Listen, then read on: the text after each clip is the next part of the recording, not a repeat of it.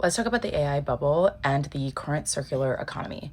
I read a newsletter about money psychology and behavioral economics, and I want to talk about kind of what's happening in the broader economy, in that these tech companies are pouring millions and billions of dollars into new data centers, which shows up, a lot of AI spending is showing up as economic growth, which leads to these headline numbers you see about GDP growth, relatively stable unemployment.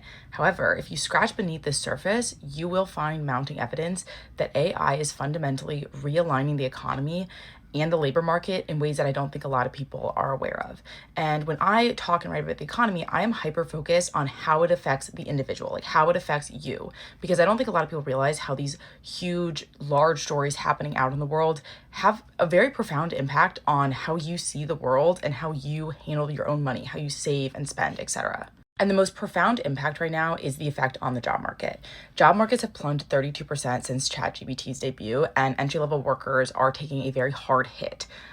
We haven't got an official jobs report in weeks thanks to the recent government shutdown, but private data is showing that there are lots of job cuts and unemployment, making 2025 one of the worst years for announced layoffs since 2009.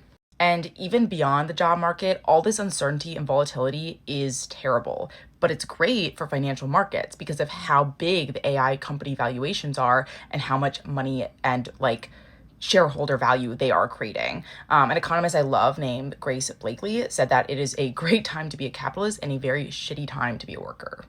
And this explains why you see a lot of headlines about how we are in a circular economy propped up by AI, big tech companies, and wealthy investors. And the word bubble has been thrown around quite a few times. And the signs are there, right? Like these massive valuations, circular financing, recent pushes for government backing by OpenAI.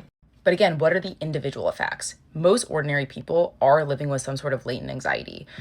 Maybe it's not even, they don't even realize it's connected to AI, but I think a lot of people are scared of losing their jobs, scared of things being outsourced to automation. And if you live in a high cost region, you are probably feeling very vulnerable because you're dealing with, these high inflation costs. And then you're also worried about potentially losing your job. And when that happens, people's spending habits and saving habits change. People will save more, prioritize liquidity over investing in the market.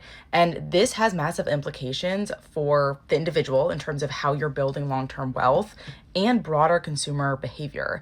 And I think that explains why we're starting to kind of see this pullback, especially in lower income groups. And on top of this, kind of on the other side of this, we're seeing people kind of become just extremely nihilistic and start gambling and scamming. And I've written about this before and how we're in this casino economy. And if you're interested in learning more, I write a newsletter every Monday that breaks down the economic headlines and explains how it affects you and your money. So you can sign up, link in my bio.